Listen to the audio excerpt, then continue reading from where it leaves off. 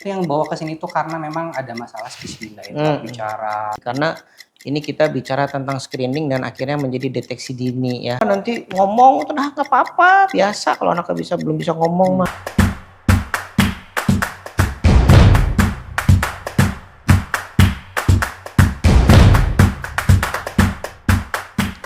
Baik, assalamualaikum warahmatullahi wabarakatuh. Kembali lagi bersama kita ya, Ayah Bunda. Saya Irfan Nurhadi, supervisor terapis di New Miu, yang pada kesempatan kali ini membawakan podcast New Pods. Yang kali ini ditemani oleh Dr. Adit. Ya halo mungkin... Ayah Bunda, ketemu lagi. Katanya setahun loh kita nggak ketemu. Iya. Udah lama nggak ketemu lagi sama Om Dokter ya. Terus ya mungkin sebelumnya podcast sebelumnya itu kita bahas sedikit tentang ABA dok.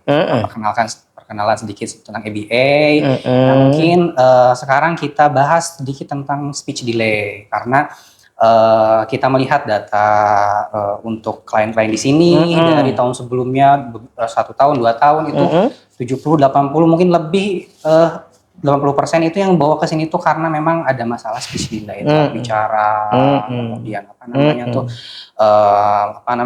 dipanggil nggak nengok atau misalnya masih tantrum, tapi memang kebanyakan memang telat bicaranya itu speech delay.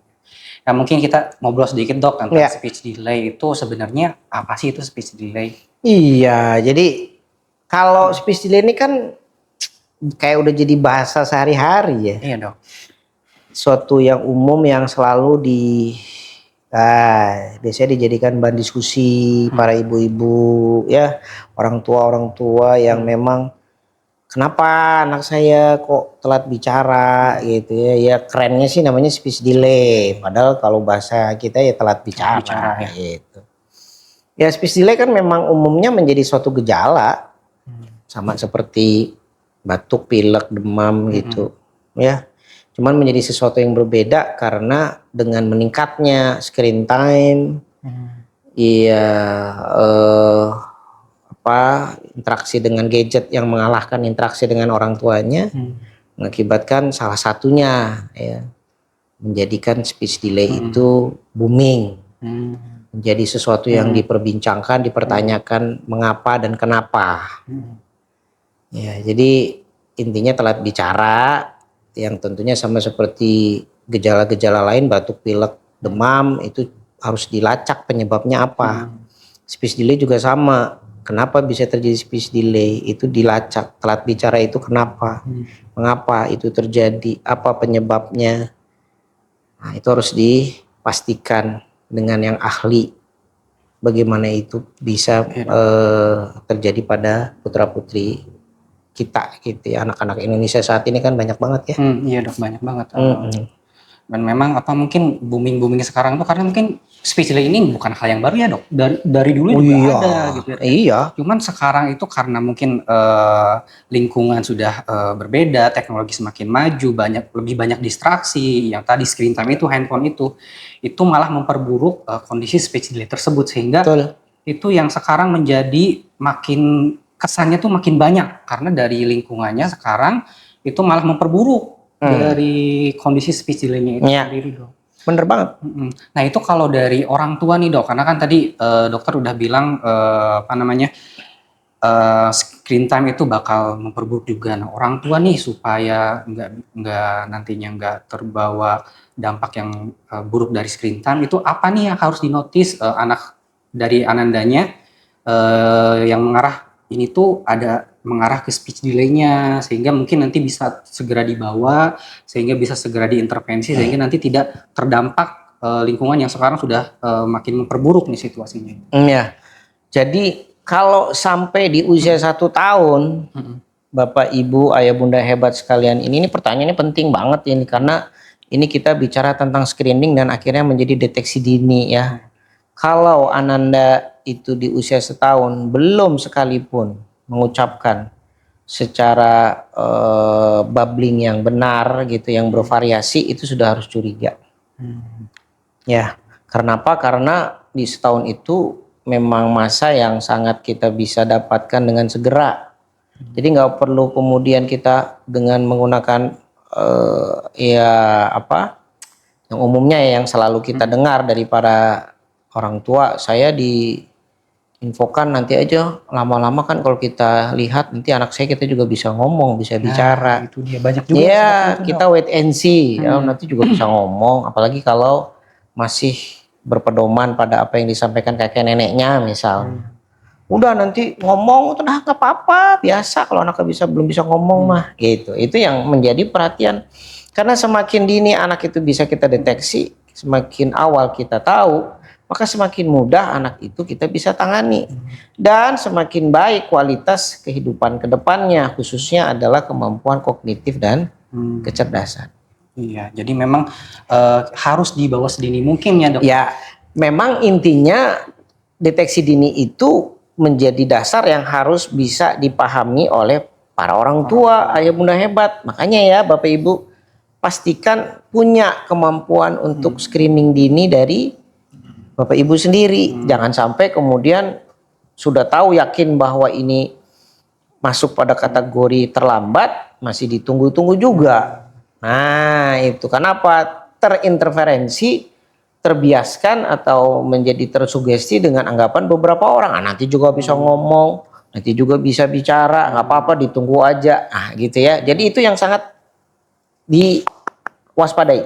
Jangan sampai ayah bunda hebat terprovokasi tanda kutip ya. Akhirnya ya udahlah nunggu aja nanti dia bisa ngomong. Nah, waspada kalau udah terlambat. Makin besar seorang anak speech delay-nya kita dapatkan untuk kita bisa tegakkan diagnosisnya, makin sulit nanti mereka bisa kita tanganin. Iya, jadi memang apa namanya tuh, saya juga sering dengar dok, kayak di lingkungan saya, kayak misalnya ada yang belum bisa bicara, ada yang bilang ya udah nanti juga bisa sendiri, dan itu ternyata keliru ya dok ya? Keliru ya. Jadi prinsip penting bahwa ayah bunda hebat harus pahami adalah berbahasa itu adalah skill, kemampuan, keahlian yang harus dilatih. Ya, tidak bisa orang kemudian asumsinya nanti dia bisa bicara sendiri, nggak bisa. Kecuali kalau sifatnya memang anak itu tipikal dengan stimulasi yang baik. Itu ya. Nah, masalahnya sekarang karena kemampuan berbahasa ini adalah skill, untuk dia bisa bicara itu harus dilatih. Maka bentuk latihan itulah yang menjadi pedoman bagi kita, bagi para orang tua, untuk bagaimana mengontrol dan menstimulasi anaknya itu sehingga stimulasi bahasanya jadi bagus. Kalau kita belajar bahasa Inggris misalnya, ya dok. Belajar bahasa Inggris itu kan sebenarnya kalau secara stimulasi kita, keseharian kita, lingkungan kita dengan menggunakan bahasa Inggris yang baik, stimulasi yang mencukupi. Tapi satu hal ya, tidak ada gangguan neurologis yang melatar belakangi. Ya kita juga bisa siapapun menggunakan bahasa Inggris. Sehingga nggak ada tuh yang namanya menggunakan obat atau menggunakan apapun untuk jadi pinter. Ya minum obat ini nanti pinter bahasa Jerman, nggak bisa, ada. Kalau bisa memang harus latihan, iya, harus latihan, harus training, harus speaking, harus bicara gitu. Nah, kecuali kalau kelainan neurologis itu menjadi hal yang berbeda. Ada hal yang di situ gangguan saraf yang mungkin harus kita pastikan, karena gangguan saraf juga tentu tidak akan bisa distimulasi, harus dilakukan intervensi. Ya, jadi jangan sampai ditunggu ya, karena memang itu adalah suatu skill yang harus dilatih. Iya, kalau tidak dilatih ya itu tidak akan bisa terasa, tidak akan bisa muncul di anak. Iya. Saya kembali lagi tadi dokter juga di awal kan membahas bahwa sekarang tuh banyak distraksi, banyak screen time, dan kalau misalnya anaknya udah ada tanda-tanda speech delay, orang tuanya tersugesti, udahlah nanti juga bisa ngomong, akhirnya dibiarin, dan dibiarinya itu malah kena screen time. Wah, ini kayaknya dampaknya gimana dok? Iya. Makin buruk berarti dok. Jadi kalau anak dengan kondisi stimulasi kurang ditambah dengan screen time-nya tinggi, ya sudah makin menjadi anak tersebut gangguan speech delay-nya tambah memberat. Ya, bayangkan tadi ada anak usia 3 tahun yang barusan diperiksa sama saya, 3 tahun itu masih pasif aja anaknya. Ya, bahasanya pasif, apa yang keluarnya cenderung hanya vocalizing saja. Bayangkan 3 tahun loh yang harusnya udah cerewet. Udah bisa. Udah banyak ngomongnya, udah bisa membentuk 2-3 kata, bisa nanya, bahkan bisa tanda kutip debat. Iya, Iya, sudah banyak protesnya. Iya. Ternyata di 3 tahun dia belum bisa apa-apa bahasanya. Iya dok, jadi memang kalau misalnya udah ada tanda-tanda itu harus segera dibawa Harus. untuk intervensi. Iya. Nah sekarang tugas saya sebagai salah satu bagian dari dokter anak di Indonesia adalah memberikan awareness, meningkatkan awareness kepada para orang tua. Awareness itu apa? Kewaspadaan. Ya, sama halnya ketika Bapak Ibu yang tingkat kewaspadaannya sekarang ini, ketika anaknya demam dengan tinggi yang mungkin demamnya nggak terlalu tinggi, udah khawatir. Ya selalu akan menjadi kecemasan. Ini anak saya kalau demam terus gimana ya? Harus saya bawa nih ke UGD. Harus kita bawa nih ke dokter. Supaya bisa ditangani segera. Karena tahu risiko demam itu sudah terbentuk dalam mindset Bapak Ibu, ayah bunda hebat. Kalau anak saya demam mesti ada sesuatu kegawatan yang akan terjadi berikutnya. Nah itu tugas kita tuh Mas Irfan. Memberikan kesadaran bagi para orang tua hampir sama. Bagaimana menumbuhkan, menguatkan mindsetnya bagi Bapak Ibu sekalian, ayah bunda hebat. Speech delay ini juga sama seperti ketika anak itu demam loh harusnya. Bedanya adalah memang satu ancamannya mungkin akan sampai pada hal yang fatal ya. Kalau dia kejang sampai henti napas kan memang risiko tingkat kematiannya tinggi. Ya. Tapi nggak boleh lupa bahwa anak speech delay itu tingkat risikonya memang tidak kematian, tapi apa? Morbiditas, kualitas hidup. Kualitas hidup.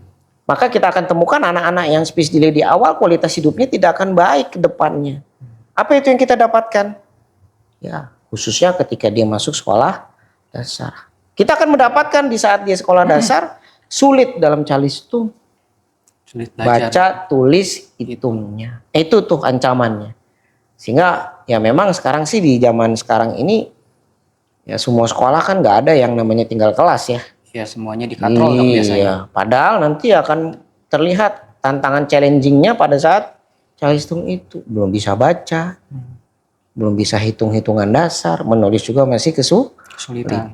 Gitu Mas. Dan kita melakukan podcast ini juga ingin meningkatkan awareness pada masyarakat, pada orang tua, pada ayah bunda di rumah. Benar. Ya kalau misalnya udah ada tanda-tanda segera dibawa ke sini. Karena salah satunya dampak negatifnya kalau nggak dibawa, kalau ditunda-tunda, kalau terlambat itu salah satunya tadi ketika pendidikannya, ketika dia udah di usia sekolah di SD dia kesulitan belajar. Ya, ya yang perlu dinotis adalah bagaimana mindset ayah bunda itu juga sama ketika putra putrinya tadi demam, menjadi kekhawatiran, menjadi kewaspadaan. Harus nih saya segera cari pertolongan, cari bantuan, seeking for help. Kenapa anak saya kok bisa demam, nanti takutnya ada apa-apa. Yang juga kita cek adalah kalau misalkan dia telat bicara, wah kita waspada, mesti ada sesuatu. Ini jangan-jangan anak saya kenapa ya? Gitu. Oke. Nah itu berarti langkah pertama adalah bawa anandanya kepada profesional, kepada dokter spesialis anak, psikolog untuk kita lihat apa sih kira-kira yang menyebabkan hal tersebut, terus nanti planning ke depannya seperti apa.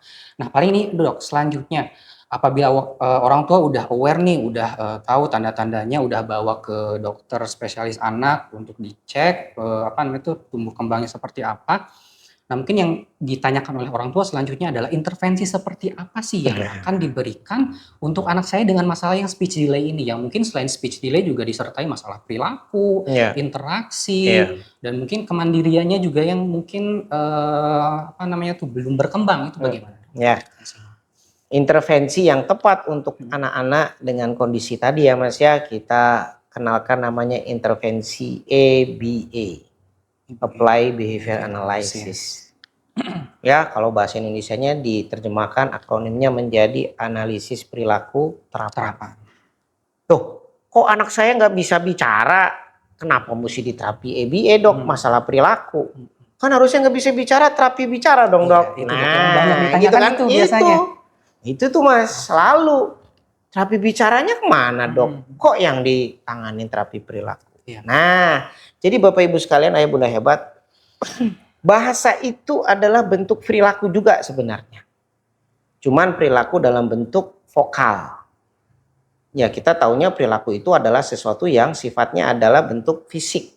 Gestur. Iya, gestur dan lain-lain. Tapi tidak boleh lupa anak-anak yang juga dia speech delay, 70-80% bermasalah perilakunya.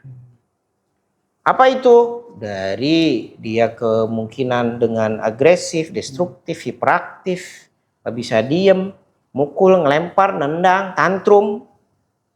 Itu poin-poin yang sering terjadi. Sehingga speech delay itu tidak berdiri sendiri. Biasanya ada bentuk-bentuk perilaku yang terganggu pada anak itu.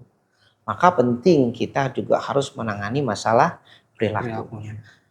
Minimalnya kalau tanda-tanda perilaku atau masalah perilaku tadi tidak muncul, ternyata pada anak-anak dengan speech delay itu juga terganggu kontak matanya.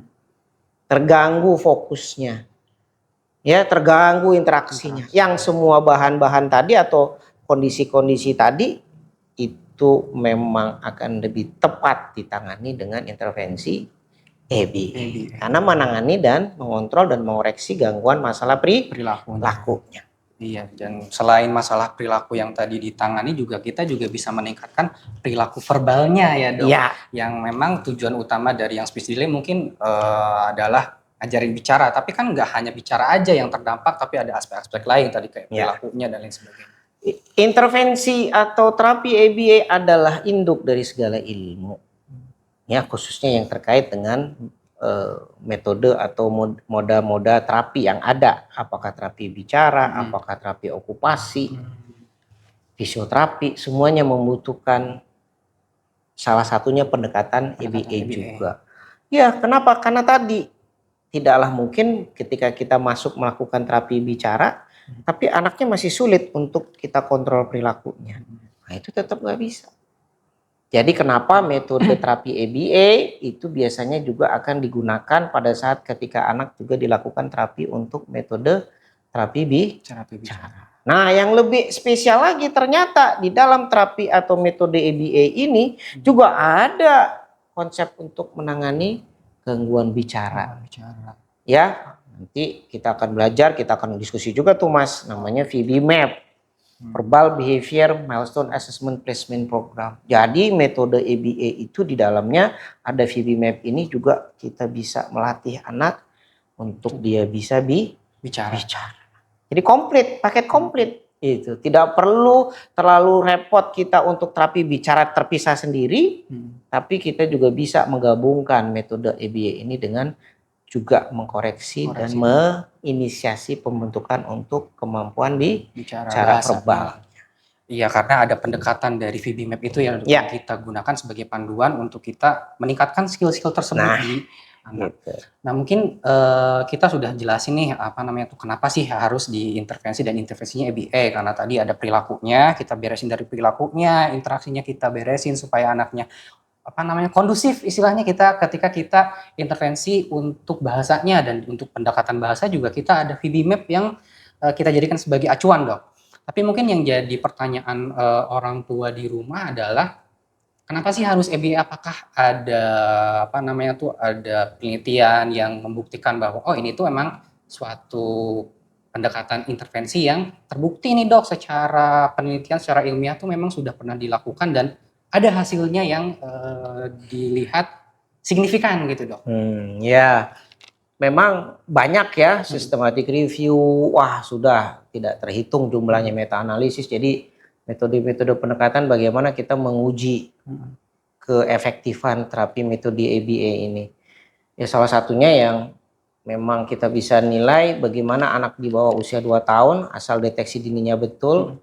Dan dia menderita autism spectrum disorder, kita akan ingat ya bahwa yang namanya autis itu pasti pintu pertamanya dia speech delay. Nah, ternyata setelah dideteksi, dilakukan intervensi terapi yang adekuat dan baik, terstruktur sistematis yang bagus, ketika di usia sekolahnya dia akan mempunyai kemampuan kompetensi yang hampir sama seperti anak tipikal yang non autis. Itu salah satu buktinya. Ya, dengan terapi yang baik, sistematis, yang terukur, hasilnya ternyata sulit dibedakan pada anak yang antara anak autis dengan yang bukan autis. Jadi kalau dilihat anak autism ini akan hampir sama seperti anak-anak yang normal dalam tanda kutip yang tipikal. Nah, tapi ini perlu saya juga tegaskan ya Mas, bukan berarti terapi ABA ini adalah terapi yang tidak membutuhkan kolaborasi dan koordinasi dengan lintas sektoral bagi terapi-terapi lainnya. Sepanjang terapi-terapi itu membuktikan bahwa dirinya secara evidence based, scientific base-nya bagus, bukti ilmiahnya oke, maka itu akan sangat beneficial condition bagi si klien, bagi anak yang terdampak dengan speech delay tadi akan sangat bagus. Contoh misalnya tadi ABA digabungkan atau dikombin dengan terapi bicara, oh bagus banget hasilnya. Kemudian pada kondisi tertentu, ya saya katakan kondisi tertentu ya, misalkan untuk okupasi terapi atau sensori integrasi juga dibutuhkan untuk itu.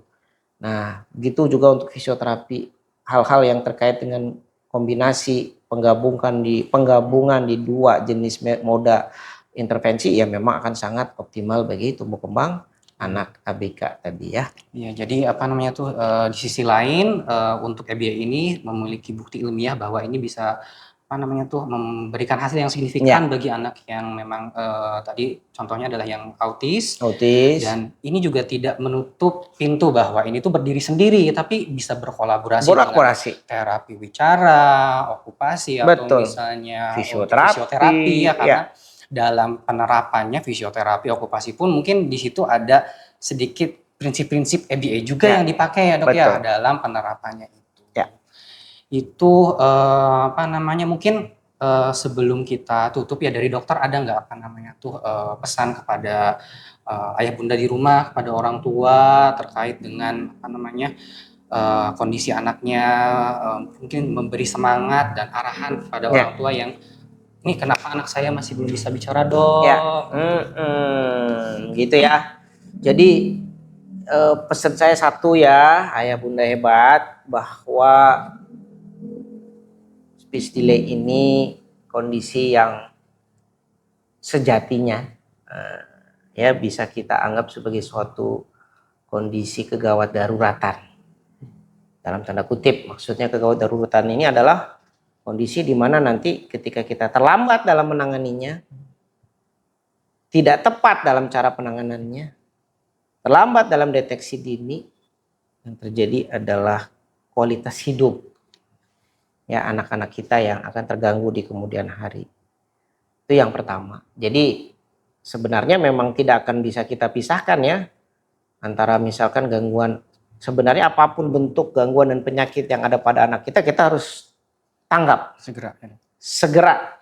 Tidak hanya kemudian mementingkan oh kalau demam aja kita langsung panik, tapi ketika kemudian anak kita loh kok belum bisa apa-apa ya bahasanya padahal usianya contoh misalnya setahun kok belum bisa babbling, wah itu sudah waspada.